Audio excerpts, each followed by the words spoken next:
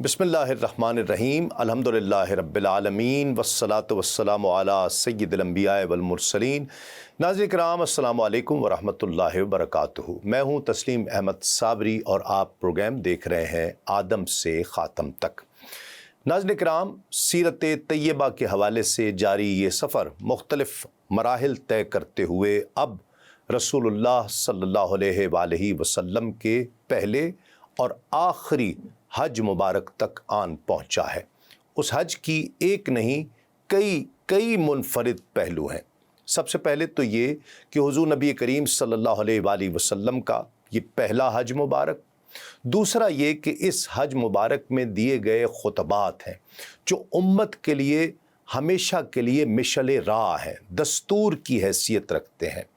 और तीसरा ये कि पहली बार मुसलमान एक रिकॉर्ड तादाद में खाने काबा में जमा हुए हैं।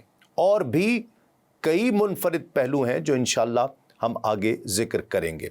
सबसे ज़्यादा अहम बात यह है कि हज्जतुल वदा में सरकार मदीना ने अपनी दुनिया से रुखसती का वाज़े इशारा दे दिया, जैसा कि सूरह माइदा की ये आयत मुबारका है कि आज मैंने तुम्हारे लिए तुम्हारा दीन मुकम्मल कर दिया और मैंने तुम पर अपनी नेमत पूरी कर दी और तुम्हारे लिए इस्लाम को बतौर दीन पसंद किया। हज्जतुल वदा का पहला यही पहलू 10 हिजरी के उस हज के शुरका और सीरत तैयबा का मुताला करने वालों को उदास कर देता है। सरकार दो आलम सल्लल्लाहु अलैहि वसल्लम के मिना में आखिरी खुतबे के अल्फाज जहां अपने अंदर मानवियत और तालीम का एक समुंदर समोए हुए है, वहीं साफ साफ ये पता चलता है कि हुजूर नबी करीम सल्लल्लाहु अलैहि वसल्लम का अब इस दुनिया में क़याम मुख्तसर रह गया है। पीर सैयद मेर अली शाह साहब रहमतुल्लाह अलैह फरमाते हैं, अज सिख मित्रां दी वधेरी है, क्यों जिंदड़ी उदास घनेरी है। आज हम हज्जतुल वदा पर तफसील के साथ ज़िक्र करेंगे, लेकिन हज से कुछ अरसा कबल हुज़ूर नबी करीम सल्लल्लाहु अलैहि वसल्लम ने हज़रत अली मुर्तज़ा रज़ियल्लाहु ताला अन्हु को यमन का वाली बनाकर भेजा। पहले मुख्तसर ज़िक्र इस हवाले से करते हैं क्योंकि हज के मौके पर ही गदीर खुम के वाक़े के साथ इस तय्युनाती का गहरा रब्त और ताल्लुक़ है। फिर इंशाअल्लाह हज्जतुल विदा की तफसील बयान करेंगे। नाज़रीन किराम, पहली बार रसूल खुदा सल्लल्लाहु अलैहि वसल्लम ने फ़तह मक्का के बाद हज़रत अली मुर्तज़ा रज़ियल्लाहु ताला अन्हु को सन 8 हिजरी में यमन की तरफ रवाना फरमाया और ये यमन की तरफ मुसलमानों का पहला नुमाइंदा वफ़द था। उनको कबीला हमदान को इस्लाम की तरफ दावत देने की ज़िम्मेदारी सौंपी गई। हज़रत अली मुर्तज़ा रज़ियल्लाहु ताला अन्हु की कोशिशों से हमदान का सारा कबीला हल्का बगोश इस्लाम हो गया और सैयदना अली मुर्तज़ा रज़ियल्लाहु ताला अन्हु ने ये खुशखबरी अपने करीम आका सल्लल्लाहु अलैहि वसल्लम में की खिदमत में लिख कर रवाना कर दी। सरकार दो आलम सल्लल्लाहु अलैहि वसल्लम ने जब वो ग्रामी नामा पढ़ा तो सजदा शुक्र अदा किया और इतनी कसीर तादाद के मुशर्रफ ब इस्लाम होने पर अल्लाह रब्बुल इज़्ज़त का शुक्र अदा किया, अल्लाह की हम्दो सना बयान की। फिर आपने सजदे से सर उठाया और फरमाया, अस्सलामु अला हमदान, कबीला हमदान के तमाम ख़ानदान पर सलामती हो। दूसरी मरतबा नबी करीम सल्लल्लाहु अलैहि वसल्लम ने हज़रत अली मुर्तज़ा रज़ियल्लाहु ताला अन्हु को ही माह रमज़ान 10 सने हिजरी में यमन की तरफ रवाना किया। इमाम इब्न कसीर लिखते हैं कि 10 सने हिजरी वाले हज को मुख्तलिफ नामों से मौसूम किया जाता है। हज्जतुल वदा, हज्जतुल तमाम, हज्जतुल बलाग और हज्जतुल इस्लाम। इन नामों की वजह तस्मिया ये है कि इन अय्याम में मुख्तलिफ मकामात पर हुज़ूर नबी करीम सल्लल्लाहु अलैहि वसल्लम ने जो खुताबात फरमाए उनमें सराहतन ये बता दिया कि इस मकाम पर मेरी तुमसे ये आखिरी मुलाकात है, इसके बाद ये मौका तुम्हें फिर नसीब नहीं होगा। इन खुतबात में अपनी उम्मत को अलविदा कहा है, इसलिए इस हज को हज्जतुल वदा भी कहा जाता है, चूँकि انہی ایام حج میں یہ آیت مبارکہ بھی نازل ہوئی کہ آج میں نے تمہارے لیے تمہارا دین مکمل کر دیا اور میں نے تم پر اپنی نعمت تمام کر دی اور تمہارے لیے اسلام کو دین پسند کیا۔ ناظرین کرام، اللہ رب العزت نے چونکہ مسلمانوں پر اپنے انعامات اور احسانات کی حد فرمائی، اس لیے اس حج کو حجۃ التمام کہا جاتا ہے۔ اپنے تاریخی خطاب میں سرکار دو عالم صلی اللہ علیہ وآلہ وسلم نے تمام حاضرین سے یہ گواہی لی کہ میں نے احکام الہی کی تبلیغ کا حق ادا کر دیا ہے، تو سب نے اس کی تصدیق کی۔ اس لیے اس حج کو حجۃ البلاغ سے بھی موسوم کیا جاتا ہے، کیونکہ ان ایام میں مختلف مقامات پر اپنے خطبات میں رحمت دو عالم صلی اللہ علیہ وآلہ وسلم نے دین کا خلاصہ اور نچوڑ اپنی امت کے سامنے پیش فرما دیا، اسی لیے اس کو حجۃ الاسلام بھی کہا جاتا ہے۔ ناظرین کرام، حجۃ الوداع کے تذکرے سے پہلے یہ مناسب ہوگا کہ ناظرین کو یہ بتایا جائے کہ حضور نبی کریم صلی اللہ علیہ وآلہ وسلم نے اپنی حیات طیبہ میں کتنے حج کیے اور کتنے عمرے ادا کیے۔ اس بارے میں متعدد اقوال ہیں، لیکن اس قول کا ذکر کرنا چاہتا ہوں کہ جو میرے نزدیک راجح اور قوی ہے۔ امام احمد، امام بخاری، مسلم، ابو داؤد، ترمذی اور ابن سعد نے حضرت انس رضی اللہ تعالیٰ عنہ سے یہ قول نقل کیا ہے کہ رسول خدا صلی اللہ علیہ وآلہ وسلم نے اپنی حیات مبارکہ میں 4 عمرے ادا فرمائے، ان میں سے 3 ماہ ذی قعدہ میں اور 1 حجۃ الوداع کے ساتھ ماہ ذی الحج میں ہی ادا فرمایا۔ پہلے عمرے کا قصد اس وقت فرمایا جب حضور نبی کریم صلی اللہ علیہ وآلہ وسلم حدیبیہ تشریف لائے، لیکن کافروں نے رکاوٹ ڈال دی، اس لیے یہ عمرہ مکمل نہیں ہو سکا۔ آپ صلی اللہ علیہ وآلہ وسلم نے اپنے صحابہ کرام سمیت آئندہ سال عمرۃ القضاء ادا کیا، یہ بھی ذی قعد میں ہوا، اور جارانہ کے مقام پر مال غنیمت تقسیم کرنے کے بعد جو عمرہ حضور نبی کریم صلی اللہ علیہ وآلہ وسلم نے فرمایا وہ بھی ذی قعد میں ہی تھا۔ البتہ جو عمرہ حضور نبی کریم صلی اللہ علیہ وآلہ وسلم نے حجۃ الوداع کے ساتھ کیا وہ ماہ ذی الحج میں تھا، اور حضور کے حجوں کے بارے میں بھی مختلف اقوال پائے جاتے ہیں۔ امام ترمذی، ابن ماجہ اور حاکم نے حضرت ابن عباس رضی اللہ تعالیٰ عنہما سے روایت کی ہے کہ حضور نبی کریم صلی اللہ علیہ وآلہ وسلم نے 2 حج ہجرت سے پہلے اور 1 حج ہجرت کے بعد فرمایا تھا۔ تو اب یہ کہا جا سکتا ہے کہ فرضیت حج کے بعد حضور نبی کریم صلی اللہ علیہ وآلہ وسلم کا یہ پہلا اور ظاہر ہے آخری حج تھا۔ ناظرین کرام، المواہب الدنیا میں امام سفیان ثوری رحمۃ اللہ تعالیٰ علیہ سے منقول ہے کہ رحمت عالم صلی اللہ علیہ وآلہ وسلم نے ہجرت سے پہلے متعدد حج ادا فرمائے اور ہجرت کے بعد 1 حج فرمایا۔ ہجرت سے پہلے جو حج حضور نبی کریم صلی اللہ علیہ وآلہ وسلم نے فرمائے ان کی تعداد نہیں بتائی جا سکتی۔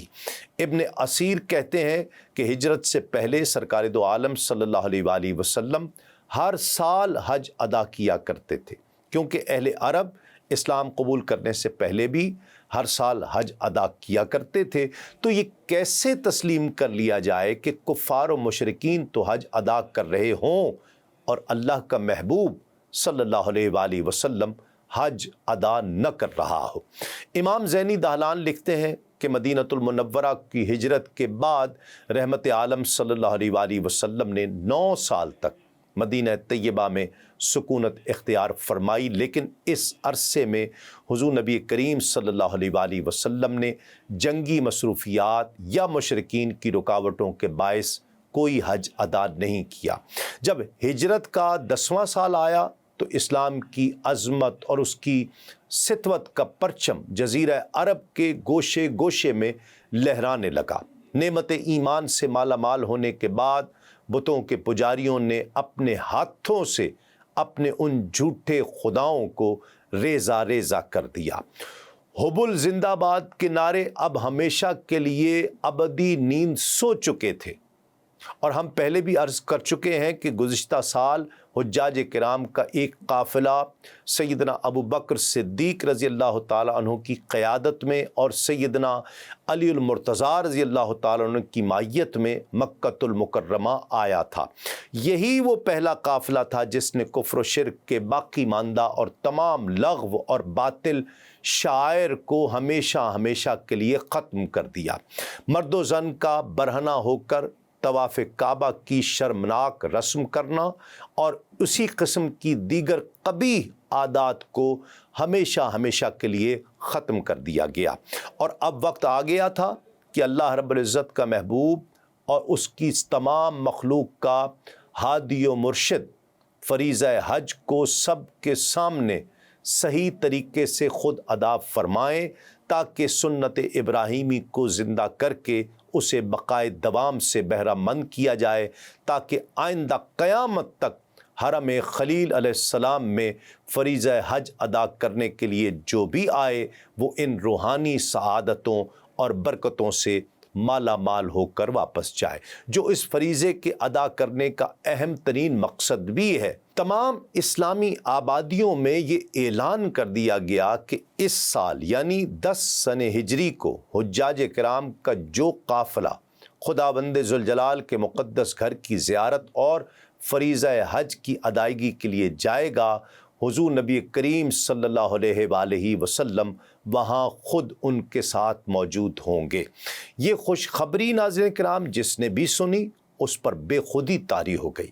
مکہ مکرمہ کا سفر، اور وہ بھی حبیب خدا صلی اللہ علیہ وآلہ وسلم کی قیادت میں، کعبہ مشرفہ کی زیارت، اور وہ بھی اپنے آقا صلی اللہ علیہ وآلہ وسلم کی مبارک مائیت میں، مناسک حج کی ادائیگی، اور وہ بھی اللہ کے محبوب رسول صلی اللہ علیہ وآلہ وسلم کی رہنمائی میں، زہ سعادت، زہ قسمت۔ ہر شخص اپنی خوشبختی پر ناز کرنے لگا اور اس سفر سعادت میں شریک ہونے کی تیاری کرنے لگا۔ نبی کریم صلی اللہ علیہ وآلہ وسلم کے سفر حج پر تشریف لے جانے کی خبر کی تشہیر کے بڑے اہم دینی مقاصد بھی تھے۔ ایک مقصد تو یہ بھی تھا کہ مسلمانوں کی زیادہ سے زیادہ تعداد اللہ کے حبیب کو حج کرتے ہوئے دیکھے، تاکہ انہیں حج ادا کرنے کا صحیح طریقہ معلوم ہو سکے۔ دوسرا یہ کہ اپنی امت کو الوداع کہنے سے پہلے حضور نبی کریم صلی اللہ علیہ وآلہ وسلم چند اہم نصیحتوں سے انہیں مشرف کرنا چاہتے تھے۔ اس لیے تمام اہل اسلام کو اس ارادہ سفر سے مطلع کر دیا گیا۔ ہر شخص نبی کریم صلی اللہ علیہ وآلہ وسلم کے احکامات کو اپنے کانوں سے سنے اور ہمیشہ ان پر عمل پیرا رہے۔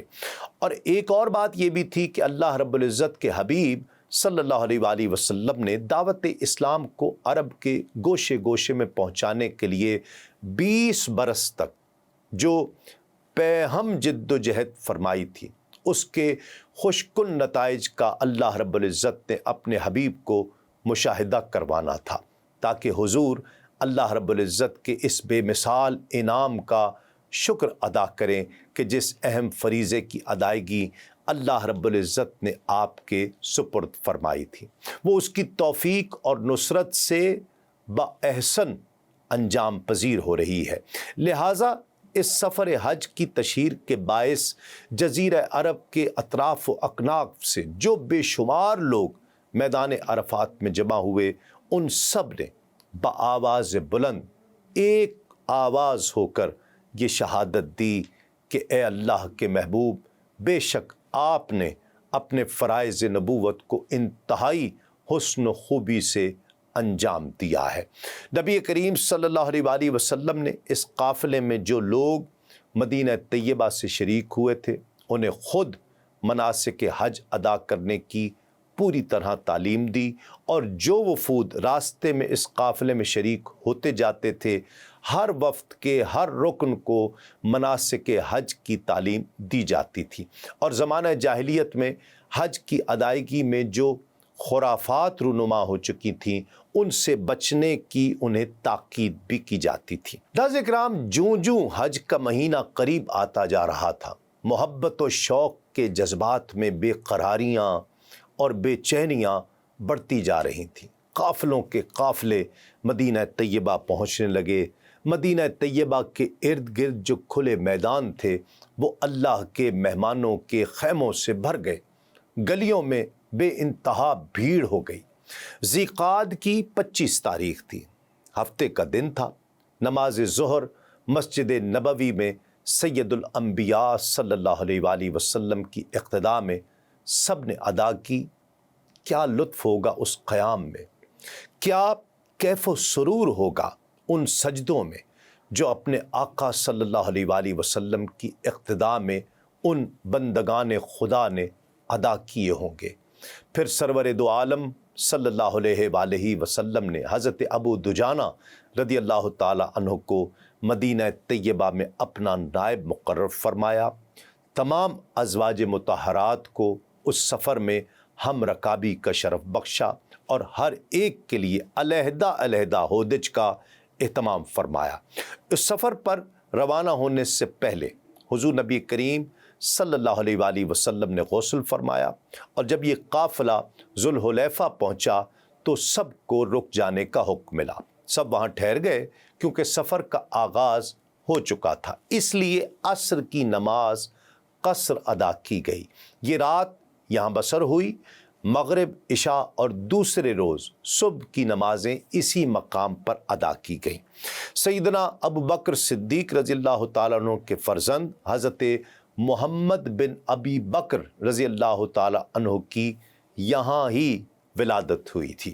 ناظرین کرام، امام ابن اسحاق لکھتے ہیں کہ ذوالحلیفہ ایک چشمے کا نام ہے جو مدینہ طیبہ سے 5-6 میل کی مسافت پر واقع ہے، اور یہ چشمہ قبیلہ بنو جشم کی ملکیت تھا۔ اہل مدینہ کے لیے یہی مقام میقات بھی ہے، یعنی جو شخص یہاں سے حج یا عمرے کے لیے مکہ مکرمہ کا قصد کرے اس پر لازم ہے کہ جب اس مقام پر پہنچے تو احرام باندھ کر آگے بڑھے۔ ظہر کی نماز سے پہلے حضور نبی کریم صلی اللہ علیہ وآلہ وسلم نے احرام کے لیے غسل فرمایا، سر مبارک میں تیل لگایا، بالوں میں کنگھی کی، خوشبو لگائی، پھر 2 چادریں احرام کی باندھی، پھر اس کے بعد 2 رکعت ظہر کی نماز پڑھی۔ اس کے بعد حج اور عمرہ دونوں کا ایک ساتھ احرام باندھا، پھر تلبی کہی، لبیک اللہم لبیک لبیک لا شریک لک لبیک ان الحمد والنعمت لک والملک لا شریک لک۔ حاضر ہوں میں، اے اللہ میں حاضر ہوں میں، تیرا کوئی شریک نہیں، میں تیرے دربار میں حاضر ہوں، ساری تعریفیں تیرے لیے اور ساری نعمتیں تو نے عطا فرمائی ہیں، سارے ملکوں کا تو بادشاہ ہے، تیرا کوئی شریک نہیں ہے۔ ناظرین کرام، یہ سفر جاری ہے ایک مختصر سے وقفے کے بعد۔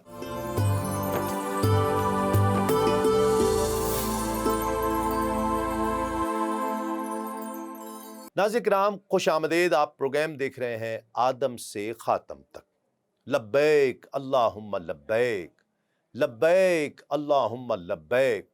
سرکار دو عالم صلی اللہ علیہ وآلہ وسلم تلبیہ کے یہ روح پرور الفاظ بلند آواز سے ادا فرماتے اور چاروں طرف حد نگاہ تک پھیلا ہوا انسانوں کا یہ سمندر ان کلمات کو دہراتا۔ ان کی گونج سے تمام دشت و جبل اور صحرا گونجنے لگتے تھے۔ احرام باندھنے کے بعد حضور نبی پاک صلی اللہ علیہ وآلہ وسلم اپنی اونٹنی پر سوار ہوئے اور پھر یہی تلبیہ کے ایمان پرور جملے دہرائے۔ جب حضور کی اونٹنی کھلے میدان میں پہنچی تو حضور نبی کریم صلی اللہ علیہ وآلہ وسلم نے بلند آواز سے پھر تلبیہ فرمایا۔ بار بار تلبیہ کے ان کلمات کو دہرانے کا مقصد یہ تھا کہ اس قافلے میں جتنے لوگ ہیں وہ سب اپنے کانوں سے اپنے ہادی برحق کا یہ تلبیہ سن لیں، انہیں پاکیزہ کلمات سے وہ خود بھی تلبیہ کہیں۔ یہاں سے عشاق کا یہ قافلہ اپنے آقا صلی اللہ علیہ وآلہ وسلم کی قیادت میں مکہ مکرمہ کی طرف روانہ ہوتا ہے۔ نماز کے وقت سب اپنی سواریوں سے اتر کر اپنے معبود حقیقی کی بارگاہ میں سجدہ ریز ہو جاتے۔ راستے میں اگر کوئی ٹیلا یا پہاڑی آتی تو جب اس پر چڑھتے یا اس کے نشیب میں اترتے تو بلند آواز سے 3 بار تکبیریں کہتے۔ حضور نبی کریم صلی اللہ علیہ وآلہ وسلم نے اپنے صحابہ کرام کی معیت میں اپنا یہ سفر جاری رکھا اور ارج، ابوا، وادی عصفان اور صرف اور غیرہا مقامات سے گزرتے ہوئے 7-8 دن بعد عازمین حج کا یہ قافلہ اس وقت مکہ مکرمہ کے قرب و جوار میں پہنچا جب سورج غروب ہو رہا تھا۔ ناظرین کرام، امام ابن کثیر بشر بن قدامہ ضباطی رضی اللہ تعالیٰ سے روایت کرتے ہیں کہ میں نے رسول اللہ صلی اللہ علیہ وآلہ وسلم کو میدان عرفات میں قصوہ اونٹنی پر سوار دیکھا۔ پالان کے نیچے ایک موٹی چادر تھی اور آپ یہ دعا فرما رہے تھے کہ الہی یہ حج بغیر ریا قبول فرما لے۔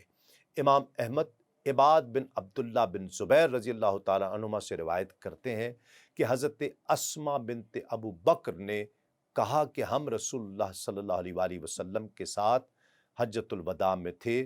مقام ارج میں آئے تو رسول اللہ صلی اللہ علیہ وآلہ وسلم سواری سے اتر کر بیٹھ گئے۔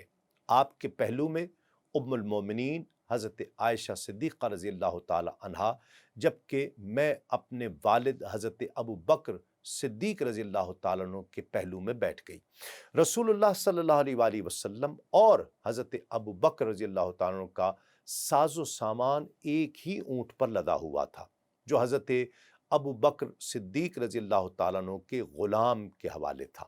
حضرت ابو بکر صدیق رضی اللہ تعالیٰ عنہ اسی غلام کے انتظار میں تھے۔ وہ آیا تو اونٹ اس کے ساتھ موجود نہیں تھا۔ حضرت ابو بکر نے پوچھا کہ اونٹ کہاں ہے؟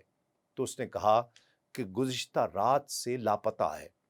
حضرت ابو بکر صدیق رضی اللہ تعالیٰ نے کہا کہ تیرے پاس صرف ایک ہی اونٹ تھا اور وہ بھی گم ہو گیا۔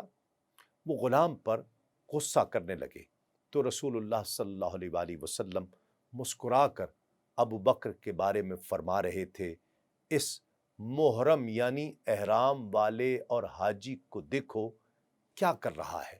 یہ روایت ابو داؤد اور سنن ابن ماجہ میں بھی موجود ہے۔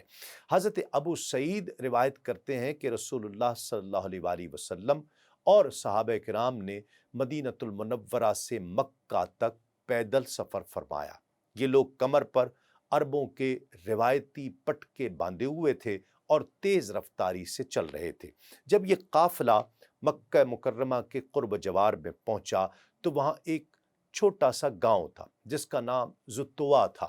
سرکار دو عالم صلی اللہ علیہ وآلہ وسلم نے یہاں رات بسر کرنے کا فیصلہ فرمایا تاکہ رات بھر آرام کرنے سے سفر کی تھکاوٹ دور ہو جائے اور پھر تازہ دم ہو کر آگے بڑھے۔ فجر کی نماز زتوا میں ادا کی گئی، پھر حضور نبی کریم صلی اللہ علیہ وآلہ وسلم نے غسل فرمایا اور مکے کی طرف روانہ ہوئے۔ ناظرین کرام، یہ اتوار کا دن تھا، ذی الحج کی 4 تاریخ تھی اور ہجرت کا 10واں سال تھا۔ اس سفر کو طے کرنے کے لیے مسلمانوں کو 8 راتیں راستے میں گزارنا پڑی۔ نبی کریم صلی اللہ علیہ وآلہ وسلم اپنے صحابہ سمیت سب سے پہلے مسجد حرام میں تشریف لائے۔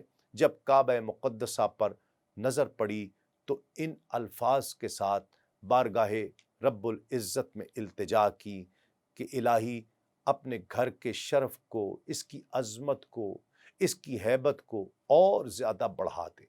ایک روایت میں یوں آتا ہے کہ حضور نبی کریم صلی اللہ علیہ وآلہ وسلم جب کعبۃ اللہ کی زیارت کرتے تو یہ دعا فرماتے کہ اے اللہ تو ہی سلام ہے، تجھی میں سلامتی ہے، اے ہمارے رب ہمیں سلامتی سے زندہ رکھ، اے اللہ اس گھر کے شرف اور عزت اور ہیبت اور اس کی حرمت اور اس کے رعب میں اضافہ فرما۔ پھر حضور نبی کریم صلی اللہ علیہ وآلہ وسلم نے طواف کا آغاز کیا۔ پہلے حجر اسود کو بوسہ دیا۔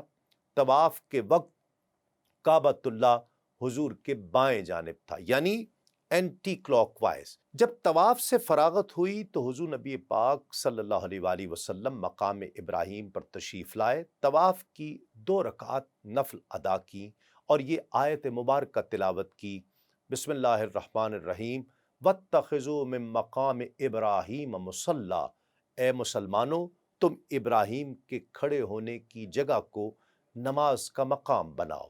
سرکار دو عالم صلی اللہ علیہ وآلہ وسلم اس طرح کھڑے ہو کر یہ 2 رکعات ادا فرماتے کہ حضور نبی کریم صلی اللہ علیہ وآلہ وسلم کے درمیان اور کعبۃ اللہ کے درمیان مقام ابراہیم ہوتا۔ جب اپنی نماز سے فارغ ہوئے تو حضور پھر حجر اسود کی طرف تشریف لے گئے، اسے بوسہ دیا۔ طواف سے فراغت کے بعد صفا کا رخ فرمایا۔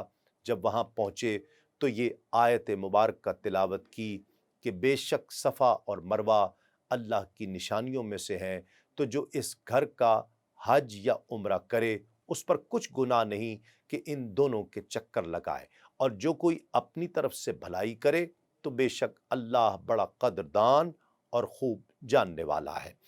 ناظرین کرام، خانہ کعبہ کے 7 چکر پورے کرنے کے بعد حضور نبی کریم صلی اللہ علیہ وآلہ وسلم نے احرام نہیں کھولا، کیونکہ حضور اپنے ساتھ قربانی کے جانور لائے تھے، اس لیے جب تک حج ادا کر کے قربانی کے جانوروں کو ذبح نہ کر لیا جائے اس وقت تک احرام برقرار رہتا ہے۔ اس سے معلوم ہوتا ہے کہ ان علماء کا یہ قول زیادہ قوی ہے کہ حضور نبی کریم صلی اللہ علیہ وآلہ وسلم نے حج قران کیا تھا، لیکن جو صحابہ اپنے ساتھ قربانی کے جانور نہیں لائے تھے، حضور کے حکم سے ان سب نے اپنے اپنے احرام کھول دیے۔ ناظرین کرام، حج قران سب سے افضل حج ہے۔ قران کرنے والا حاجی قارن کہلاتا ہے۔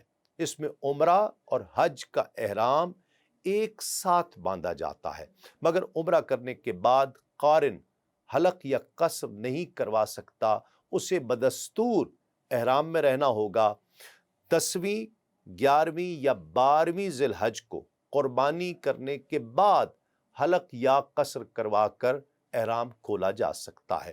اسی طرح حج تمتع ہوتا ہے، اور یہ حج صرف میقات کے باہر والے ہی ادا کر سکتے ہیں۔ اس میں حاجی عمرہ ادا کرنے اور حلق اور قصر کرانے کے بعد احرام کھول سکتا ہے، جسے وہ پھر ایام حج یعنی 8 ذی الحج یا اس سے قبل پہن سکتا ہے۔ جو یہ حج کرے وہ حاجی متمتع کہلاتا ہے، جبکہ حج افراد اس حج میں عمرہ شامل نہیں ہوتا، اس میں صرف حج کا احرام باندھا جاتا ہے۔ اہل مکہ اور حل یعنی میقات اور حدود حرم کے درمیان میں رہنے والے باشندے حج افراد کرتے ہیں۔ دوسرے ملک سے آنے والے بھی حج افراد کر سکتے ہیں۔ حج افراد کرنے والے حاجی کو مفرد کہتے ہیں۔ ناظرین کرام، امام ابن جریر طبری، امام ابن ہشام لکھتے ہیں کہ حضرت علی المرتضیٰ رضی اللہ تعالی عنہ، جنہیں رسول اللہ صلی اللہ علیہ وآلہ وسلم نے نجران بھیجا تھا، وہ مکے میں آ کر آپ سے ملے اور احرام باندھ چکے تھے۔ حضرت علی المرتضیٰ رضی اللہ تعالی عنہ اپنی زوجہ محترمہ حضرت فاطمہ بنت رسول اللہ صلی اللہ علیہ وآلہ وسلم کے پاس آئے اور دیکھا کہ حضرت فاطمہ الزہرا رضی اللہ تعالی عنہا نے احرام باندھ کر عمرے کی تیاری کی ہے۔ حضرت علی المرتضیٰ نے ان سے پوچھا کہ اے رسول کی صاحبزادی، کیا کر رہی ہو؟ تو انہوں نے کہا کہ رسول اللہ صلی اللہ علیہ وآلہ وسلم نے ہمیں عمرے کی اجازت دی ہے اور اس کے لیے ہم نے احرام باندھا ہے۔ حضرت فاطمہ الزہرا رضی اللہ تعالی عنہا سے مل کر حضرت علی واپس رسول اللہ صلی اللہ علیہ وآلہ وسلم کی خدمت میں آئے اور اپنے واقعات سفر سنائے۔ رسول اللہ صلی اللہ علیہ وآلہ وسلم نے ان سے کہا کہ جا کر پہلے بیت اللہ کا طواف کرو اور پھر اپنے دوسرے اصحاب کی طرح احرام کھول دو۔ حضرت علی المرتضیٰ نے کہا، یا رسول اللہ، میں نے تو آپ کی طرح حج کی نیت کی ہے۔ تو رسول اللہ صلی اللہ علیہ وآلہ وسلم نے فرمایا، تو کیا ہوا، جاؤ اور عمرہ کر کے قیام کرو۔ حضرت علی المرتضیٰ رضی اللہ تعالیٰ عنہ سے مروی ہے کہ میں نے عرض کی کہ یا رسول اللہ، حج کی نیت کرتے وقت میں نے اللہ سے یہ عرض کی تھی کہ خداوند میں بھی اسی طرح حج کی نیت کرتا ہوں جس طرح کہ تیرے رسول نے کی ہے۔ آپ صلی اللہ علیہ وآلہ وسلم نے مجھ سے پوچھا تمہارے ساتھ ہدی یعنی قربانی کا جانور ہے؟ میں نے کہا نہیں۔ تب آپ نے انہیں اپنی ہدی میں شامل کیا اور وہ بدستور احرام سابق ہی باندھے رہے، اور جب رسول اللہ صلی اللہ علیہ وآلہ وسلم اور حضرت علی المرتضیٰ دونوں حج سے فارغ ہو گئے، تب رسول اللہ صلی اللہ علیہ وآلہ وسلم نے اپنی دونوں کی طرف سے قربانی کی۔ یزید بن طلحہ بن یزید بن اکانہ رضی اللہ تعالیٰ سے مروی ہے کہ رسول اللہ صلی اللہ علیہ وآلہ وسلم سے ملنے کے لیے جب حضرت علی المرتضیٰ رضی اللہ تعالیٰ عنہ یمن سے مکہ پہنچے تو انہوں نے رسول اللہ صلی اللہ علیہ وآلہ وسلم سے ملاقات کے لیے بڑی عجلت کی۔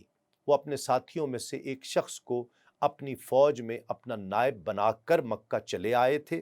اس شخص نے یوں کیا کہ جو اعلیٰ درجے کے کپڑے یعنی حلے جزیے میں وصول ہوئے تھے اور ساتھ تھے، ان سب کو مال خانے سے نکلوا کر اپنی فوج کو پہنا دیے۔ جب یہ فوج مکے کے قریب پہنچی تو حضرت علی المرتضیٰ رضی اللہ تعالیٰ عنہ کو دیکھنے آئے۔ یہاں آ کر انہوں نے دیکھا کہ تمام فوج حلے پہنے ہوئے ہے۔ حضرت علی المرتضیٰ رضی اللہ تعالیٰ عنہ نے اپنے نائب سے اس کے متعلق جواب طلب کیا۔ اس نے کہا کہ میں نے یہ حلے اس لیے انہیں پہنا دیے ہیں کہ جب یہ سب کے سامنے سے گزریں تو بھلے معلوم ہوں، اچھے لگیں۔ حضرت علی رضی اللہ تعالیٰ نے فرمایا یہ کوئی بات نہیں، قبل اس کے کہ تم اس حالت میں رسول اللہ صلی اللہ علیہ وآلہ وسلم کے پاس پہنچو، ان جبوں کو اتار دو۔ اس نے وہ تمام جبے فوج سے لے کر پھر توشہ خانہ میں رکھوا دیے۔ یہ بات ناظرین کرام فوج کو ناگوار گزری اور انہوں نے اس طرز عمل کا شکوہ کیا۔ حضرت ابو سعید خدری رضی اللہ تعالیٰ عنہ سے مروی ہے کہ لوگوں نے حضرت علی المرتضیٰ رضی اللہ تعالیٰ عنہ کی شکایت کی تو رسول اللہ صلی اللہ علیہ وآلہ وسلم تقریر کرنے کھڑے ہوئے۔ میں نے آپ صلی اللہ علیہ وآلہ وسلم کو یہ فرماتے ہوئے سنا کہ اے لوگو، تم مجھ سے علی کی شکایت نہ کرو، بخدا وہ بے شک اللہ کی راہ میں بہت سخت ہے۔ ناظرین کرام، یہ ذکر ابھی جاری ہے ایک مختصر سے وقفے کے بعد۔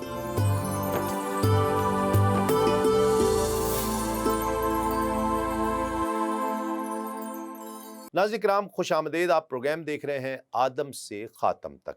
امام زینی دہلان لکھتے ہیں کہ پھر 8ویں تاریخ کو صحابہ کرام نے ازسر نو حج کا احرام باندھا اور اس وقت تک یہ احرام برقرار رکھا جب تک یوم نحر انہوں نے قربانی کے جانور ذبح نہ کر لیے۔ 8 ذی الحج یوم ترویہ تک سرکار دو عالم صلی اللہ علیہ وآلہ وسلم مکہ مکرمہ میں ہی سکونت پذیر رہے۔ 8 تاریخ کو مکے سے چل کر منی تشریف لے آئے۔ حضور کے صحابہ بھی حضور کے ہم رکاب تھے اور اس اثنا میں بعض حضرات لبیک اللہم لبیک کا ورد کرتے اور بعض تکبیر کہتے تھے۔ نبی کریم صلی اللہ علیہ وآلہ وسلم نے کسی پر اعتراض نہیں فرمایا۔ رسول خدا صلی اللہ علیہ وآلہ وسلم نے نماز ظہر، عصر، مغرب اور عشاء منی میں پڑھی، وہاں صبح تک قیام فرمایا، اتنی دیر یہاں توقف فرمایا کہ سورج طلوع ہو گیا۔ وہاں سے پھر عرفات تشریف لے گئے۔ مسجد نمرہ کے پاس حضور کے لیے ایک خیمہ نصب کیا گیا تھا۔ یہ جگہ میدان عرفات کے مشرقی جانب ہے۔ وہاں قیام فرمایا۔ جب سورج ڈھل گیا تو اپنی اونٹنی قصوہ طلب فرمائی، اس پر کجاوا کسا گیا، اس پر سوار ہو کر حضور نبی کریم صلی اللہ علیہ وآلہ وسلم بطن وادی میں تشریف لے آئے۔ وہاں پہنچ کر حضور نبی کریم صلی اللہ علیہ وآلہ وسلم نے وہ تاریخ ساز عظیم الشان خطبہ ارشاد فرمایا جس میں اسلام کی تمام تعلیمات کو بڑے دل نشیں انداز میں لوگوں کے سامنے پیش کیا۔ زمانہ جاہلیت کے تمام رسم و رواج کو نیست و نابود کر دیا گیا اور ان عزت اور حرمت والے امور کو برقرار رکھا گیا جو تمام مذاہب میں اور تمام زمانوں میں عزت اور حرمت کے حامل رہے تھے۔ ان دروس اصلاحات کا آغاز اپنے خاندان سے فرمایا۔ زمانہ جاہلیت میں حضور کے چچا حارث کا بیٹا ربیہ، جو قبیلہ بنو سعد بن بکر میں اپنی شیر خارگی کا زمانہ گزار رہا تھا، اسے قبیلہ حزیل کے ایک آدمی نے قتل کر دیا۔ حضور نبی کریم صلی اللہ علیہ وآلہ وسلم نے اپنے چچا کے بیٹے کے خون کو معاف کیا۔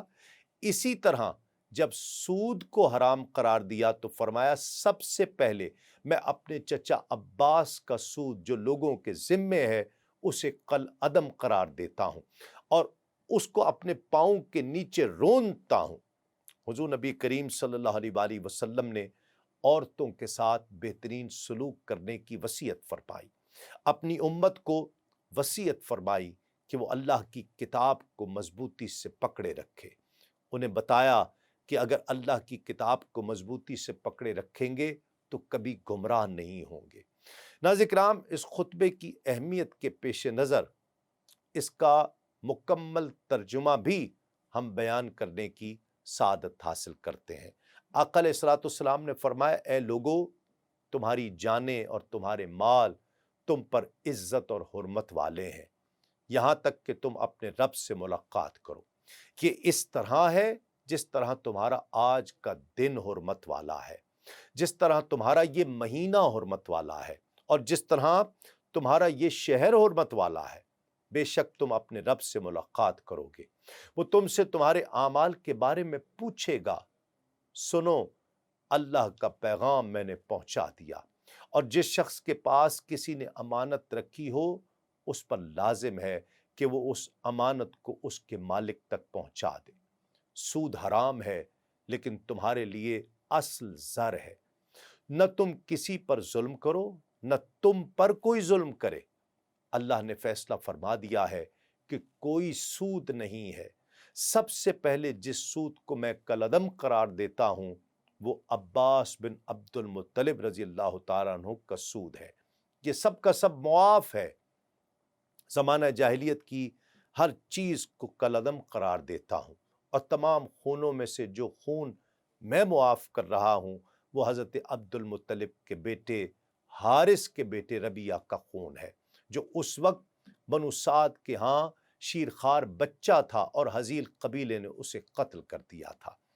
پھر فرمایا، اے لوگو، شیطان اس بات سے مایوس ہو چکا ہے کہ اس زمین میں کبھی اس کی عبادت کی جائے گی، لیکن اسے یہ توقع ہے کہ وہ چھوٹے چھوٹے گناہ کروانے میں کامیاب ہو جائے گا۔ اس لیے تم ان چھوٹے چھوٹے اعمال سے ہوشیار رہنا۔ پھر آقا علیہ الصلوۃ والسلام نے فرمایا کہ جس روز اللہ نے آسمانوں اور زمین کو پیدا فرمایا، سال کو 12 مہینوں میں تقسیم فرمایا، ان میں سے 4 مہینے حرمت والے ہیں، ذی القعدہ، ذی الحج، محرم اور رجب۔ ان مہینوں میں جنگ و جدال جائز نہیں ہے۔ ناظرین کرام، رسول اللہ صلی اللہ علیہ وآلہ وسلم نے یہ بات اس لیے فرمائی کیونکہ کفار اپنے اغراض کے پیش نظر ان مہینوں میں رد و بدل کر لیا کرتے تھے۔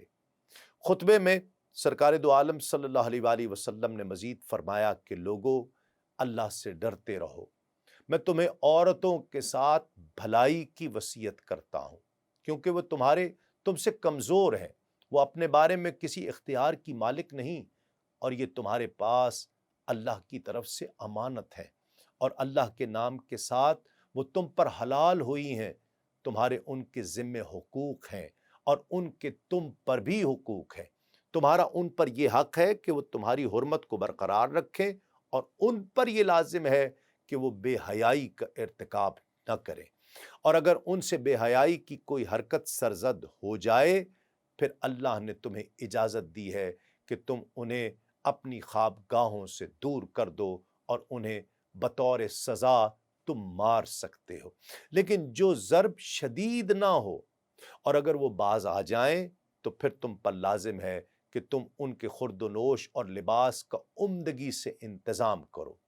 اے لوگو، میری بات کو اچھی طرح سمجھنے کی کوشش کرو۔ بے شک میں نے اللہ کا پیغام تمہیں پہنچا دیا ہے، اور میں تم میں ایسی 2 چیزیں چھوڑ کر جا رہا ہوں کہ اگر تم انہیں مضبوطی سے پکڑے رہو گے تو ہرگز گمراہ نہیں ہوگے، اللہ کی کتاب اور اس کے نبی کی سنت۔ اے لوگو، میری بات غور سے سنو اور اس کو سمجھو۔ تمہیں یہ چیز معلوم ہونی چاہیے کہ ہر مسلمان دوسرے مسلمان کا بھائی ہے اور تمام مسلمان آپس میں بھائی بھائی ہیں۔ کسی آدمی کے لیے جائز نہیں کہ اپنے بھائی کے مال سے اس کی رضامندی کے بغیر کوئی چیز لے لے۔ تم اپنے آپ پر ظلم نہ کرنا۔ جان لو کہ دل ان تینوں باتوں پر حسد و اناد نہیں کرتے۔ کسی عمل کو صرف اللہ کی رضا کے لیے کرنا، حاکم وقت کو از راہ خیر خواہی نصیحت کرنا، مسلمانوں کی جماعت کے ساتھ شامل رہنا۔ بے شک ان کی دعوت ان لوگوں کا بھی احاطہ کیے ہوئے ہے جو ان کے علاوہ ہیں، جس کی نیت طلب دنیا ہو۔ اللہ اس کے فقر و افلاس کو اس کی آنکھوں کے سامنے عیاں کر دیتا ہے اور اس کے پیشے کی آمدن منتشر ہو جاتی ہے اور اس سے اس کو وہی حاصل ہوتا ہے جو اس کی تقدیر میں لکھ دیا گیا ہے، اور جس کی نیت آخرت میں کامیابی حاصل کرنا ہے تو اللہ اس کے دل کو غنی کر دیتا ہے اور اس کا پیشہ اس کے لیے کافی ہو جاتا ہے اور دنیا اس کے پاس اپنا ناک گھسیٹ کر آتی ہے۔ آقا علیہ الصلوۃ والسلام نے فرمایا تمہارے غلام تمہاری ذمہ داری ہے، جو تم خود کھاتے ہو اس سے ان کو بھی کھلاؤ، جو تم خود پہنتے ہو انہیں بھی پہناؤ۔ اگر ان سے کوئی ایسی غلطی ہو جائے جسے تم معاف کرنا پسند نہیں کرتے تو انہیں فروخت کر دو۔ اے اللہ کے بندو، انہیں سزا نہ دو۔ میں تمہیں پڑوسی کے بارے میں تمہیں نصیحت کرتا ہوں۔ یہ جملہ سرکار دو عالم صلی اللہ علیہ وآلہ وسلم نے اتنی بار دہرایا کہ صحابہ میں یہ اندیشہ لاحق ہو گیا کہ کہیں حضور پڑوسی کو جائیداد میں وارث نہ بنا دیں۔ خطبے میں حضور نبی کریم صلی اللہ علیہ وآلہ وسلم نے مزید فرمایا کہ لوگو، اللہ نے ہر حقدار کو اس کا حق دے دیا ہے، اس لیے کسی شخص کے لیے جائز نہیں کہ اپنے کسی وارث کے لیے وصیت کرے۔ بیٹا بستر والے کا ہوتا ہے، یعنی خاوند کا، اور بدکار کے لیے پتھر۔ جو شخص اپنے آپ کو اپنے باپ کے بغیر کسی طرف منسوب کرتا ہے اس پر اللہ، فرشتے اور تمام لوگوں کی لعنت ہو۔ یعنی اپنا نسب تبدیل کرنا۔ ایسے افراد کے بارے میں کہا کہ نہ قبول کرے گا اللہ اس سے کوئی بدلہ اور نہ کوئی مال۔ جو چیز کسی سے مانگ کر لو اسے واپس کرو۔ عطیہ ضروری واپس ہونا چاہیے اور قرضہ لازمی طور پر اسے ادا کرنا چاہیے، اور جو ضامن ہو اس پر اس کی ضمانت ضروری ہے۔ آخر میں خطبہ سننے والوں سے پوچھا، بولو، روز قیامت جب تم سے میرے بارے میں پوچھا جائے گا تو کیا جواب دو گے؟ انہوں نے بیک زبان کہا، ہم گواہی دیں گے کہ آپ نے اللہ کا پیغام پہنچا دیا، اس کو ادا کیا اور خلوص کی انتہا کر دی۔ حضور نبی کریم صلی اللہ علیہ وآلہ وسلم نے از راہ تشکر اپنی انگشت شہادت کو آسمان کی طرف اٹھایا، پھر لوگوں کی طرف موڑا اور فرمایا، اے اللہ تو بھی گواہ رہنا، اے اللہ تو بھی گواہ رہنا، اے اللہ تو بھی گواہ رہنا۔ ناظرین کرام، امام ابن کثیر اور امام زرقانی لکھتے ہیں کہ عرفات میں یہ جلیل القدر خطبہ ارشاد فرمانے کے بعد حضرت بلال حبشی کو حکم دیا، انہوں نے آذان کہی، پھر اقامت کہی۔ امام الانبیاء صلی اللہ علیہ وآلہ وسلم نے ظہر کی 2 رکعات پڑھی، اس میں قرات دل میں پڑھی، پھر انہوں نے اقامت کہی اور عصر کی 2 رکعات پڑھی۔ اس روز یوم الجمعہ تھا۔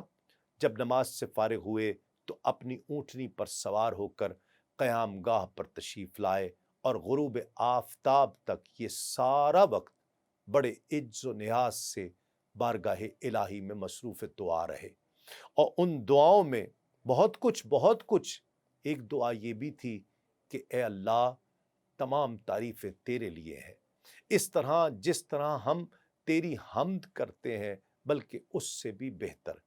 اے اللہ، میری نمازیں، میری قربانیاں، میری زندگیاں اور میری موت صرف تیرے لیے ہے۔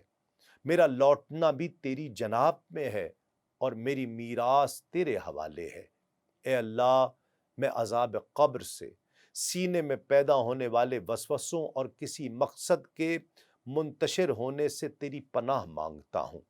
اے اللہ، میں ہر اس چیز کے شر سے پناہ مانگتا ہوں جس کا سبب ہوا ہو، اور اس چیز کے شر سے پناہ مانگتا ہوں جو رات میں داخل ہو، اور ہر اس چیز کے شر سے پناہ مانگتا ہوں جو دن میں داخل ہو۔ زمانے کی تباہ کاریوں کے شر سے تیری پناہ مانگتا ہوں۔ اسی مقام پر ناظرین کرام، دوسری دعا جو حضور نبی پاک صلی اللہ علیہ وآلہ وسلم نے مانگی، اس کے بارے میں حضرت ابن عباس رضی اللہ تعالی عنہما کی روایت ہے کہ اے اللہ، تو میری گفتگو کو سنتا ہے، میری قیام گاہ کو دیکھ رہا ہے، میرے باطن اور ظاہر کو جانتا ہے۔ میرے حالات میں سے کوئی چیز تجھ پر مخفی نہیں۔ میں غمزدہ اور فقیر ہوں، میں تیری جناب میں فریاد کرنے والا ہوں، پناہ مانگنے والا ہوں، ڈرنے والا ہوں، خوف زدہ، اپنے گناہوں کا اقرار اور اعتراف کرنے والا۔ میں تجھ سے ایک مسکین کی طرح سوال کرتا ہوں اور ایک گنہگار، ضعیف اور کمزور کی عاجزی کی طرح عاجزی کرتا ہوں، اور تیری جناب میں اس طرح دعا کرتا ہوں جس طرح ایک ڈرنے والا نابینا دعا کرتا ہے، جس کی گردن تیرے لیے جھک گئی ہے، جس کے آنسو تیرے ڈر سے بہہ رہے ہیں، جس کا جسم عاجزی کر رہا ہے، جس کی ناک تیری بارگاہ میں خاک آلود ہے۔ اے میرے پروردگار، مجھے شقی القلب نہ بنانا اور میری دعا قبول کرنا، اور میرے ساتھ مہربانی اور رحم کا سلوک کرنا۔ اے ان سب سے بہتر جن سے مانگا جاتا ہے، اور ان سب سے بہتر جو عطا کرتے ہیں۔ ناظرین کرام، اس روز کی مسنون دعاؤں میں سے ایک دعا جو سیدنا علی المرتضیٰ رضی اللہ تعالیٰ عنہ سے مروی ہے، وہ یہ ہے کہ کوئی عبادت کے لائق نہیں سوائے اللہ کے، وہ یکتا ہے، اس کا کوئی شریک نہیں، سارے ملک، ساری تعریفیں اسی کے لیے ہیں، تمام بھلائیاں اس کے دست قدرت میں ہیں، اور وہ ہر چیز پر قادر ہے۔ اے اللہ، میرے دل میں نور کر دے، میرے سینے میں نور کر دے، میرے کانوں میں نور کر دے، میری آنکھوں میں نور کر دے۔ اے اللہ، میرے سینوں کو میرے لیے کھول دے، میرے ہر کام کو میرے لیے آسان فرما دے۔ میں سینے کے وسوسوں سے، حالات کے پراگندہ ہونے سے، قبر کے شر سے تیری پناہ مانگتا ہوں۔ اے اللہ، جو فتنہ رات میں داخل ہوتا ہے اور دن میں داخل ہوتا ہے، اس کے شر سے تیری پناہ چاہتا ہوں، اور اس کے شر سے جس کے ساتھ ہوائیں چلتی ہیں اور زمانے کی ہلاکت انگیزیوں سے تیری پناہ مانگتا ہوں۔ اسی مقام پر یہ آیت مبارکہ نازل ہوئی جس میں دین کے مکمل ہونے اور نعمتوں کے اتمام پذیر ہونے کا مژدہ جاں فضا سنایا گیا۔ آج میں نے تمہارے لیے تمہارا دین مکمل کر دیا، اور میں نے تم پر اپنی نعمت تمام کر دی، اور تمہارے لیے اسلام کو دین پسند کیا۔ ناظرین کرام، حضور نبی کریم صلی اللہ علیہ وآلہ وسلم کے مبارک حج کا ذکر ابھی جاری ہے، تاہم آج کے پروگرام کا وقت ختم ہوا چاہتا ہے۔ اگلے پروگرام میں حجۃ الوداع اور 10ویں سنہ ہجری کی مزید تفصیلات کے ساتھ دوبارہ حاضر خدمت ہوں گے۔ دیکھتے رہیے آدم سے خاتم تک صرف سنو نیوز پر۔ تسلیم احمد صابری کو اجازت دیجیے۔ السلام علیکم، تسلیمات۔